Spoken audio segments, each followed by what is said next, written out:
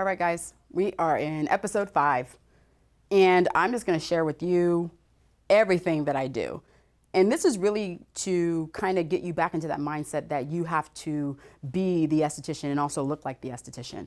So I have an esthetician myself who has been treating my skin now, I want to say 6 years, Miss Samantha, who's in Sacramento. She's at Blue Tangerine.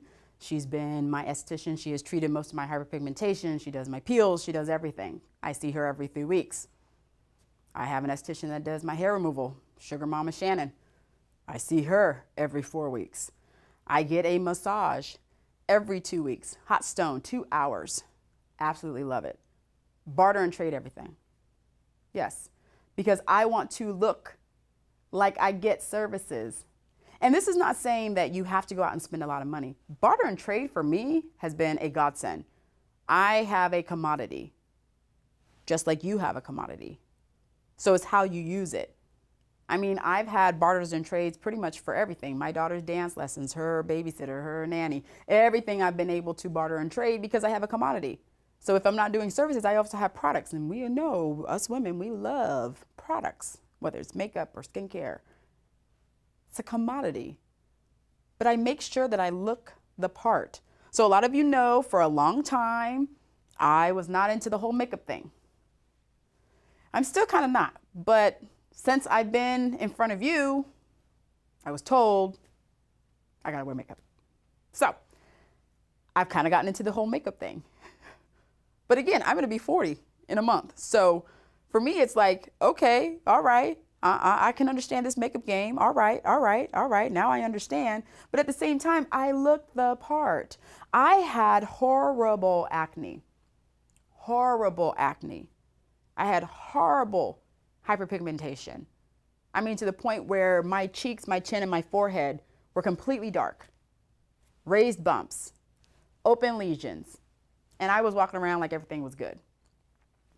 It's nothing to ever get a feeling when you walk into a aesthetic business like I did when I went to Miss Ida at the Skin Studio and have her do what we do, right? When we see a brand new client, we do the whole look. We're looking at your brows first. We're going to look at your lip. We're going to look at your chin.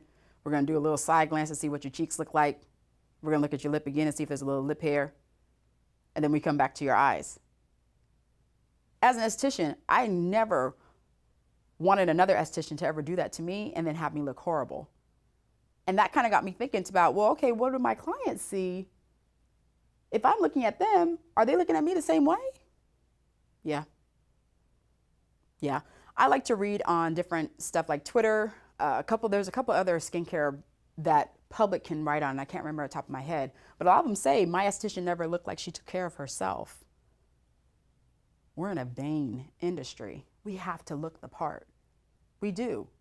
On the flip side, when I'm training and doing all our Brazilian training and hair removal, I tell all of them, you gotta know what it feels like.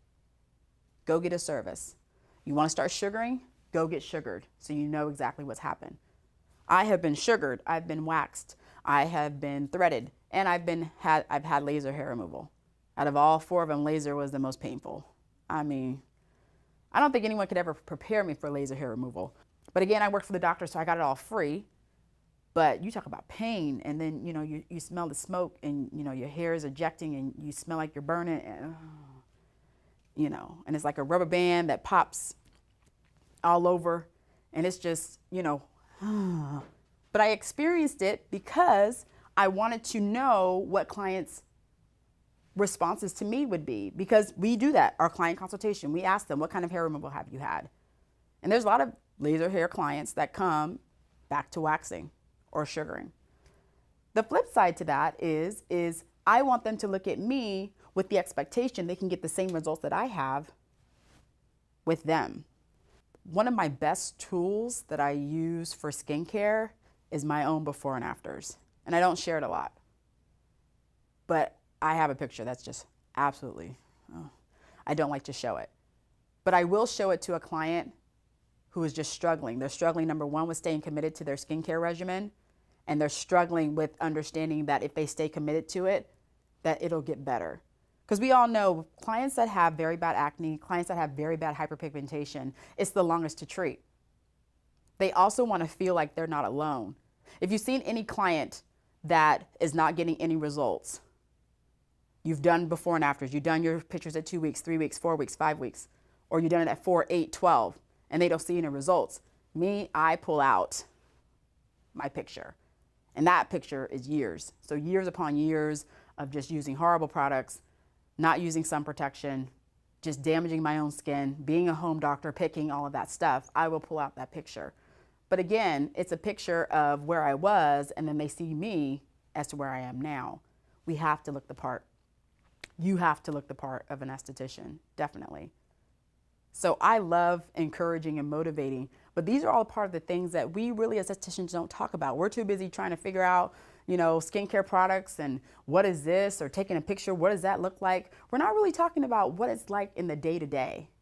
The day-to-day is everything. How do we look? How are we talking to clients?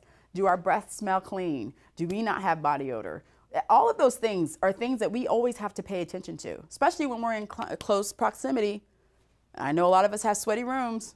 I know a lot of us have, you know, bad ventilation in the rooms. But again, we still have to look presentable. So are you wearing the hat of an esthetician? Do you look like you're an esthetician? If you do, kudos. If you don't, do some self-evaluation. I love all my treatments. I get them all the time. I have to. My massage, I think I love better than anything else, but my esthetician, I see her faithfully. And shockingly, I go to her even though I have all my own stuff because I know I'm not going to do it to myself. So she takes care of everything, tells me what we're going to do. We're going to do a peel in 2 weeks, you know, get on this, start prepping. Okay. And I do it. But the bigger picture here is we became passionate about being estheticians because we loved changing people's skin. We loved the understanding of how to change people's skin. We got to go back to that and apply it to ourselves. We have to look the part. So if that means you got to go find someone that's going to help you do it, all power to you. If that means that you're going to sit down every Friday and do your own skincare, awesome too. Our clients are looking at what we do. They look at how we treat ourselves, how we treat our skin. There's, and I am on Instagram all the time, but there's an esthetician on there that actually, and she's on Facebook as well, but she cleanses her face and shows her nightly routine in video style, no makeup, no nothing. And I've looked at it a couple times like, wow, she's really, and she's talking to her clients. Those of you who went to bed with your makeup on, she takes her bottom, pushes it in there. She's in front of her sink. She's doing whatever. That's a powerful video because she's emulating what clients should be doing. So if her clients are seeing her do that, then that is connection. Your clients have to see that you're also taking care of your skin as well.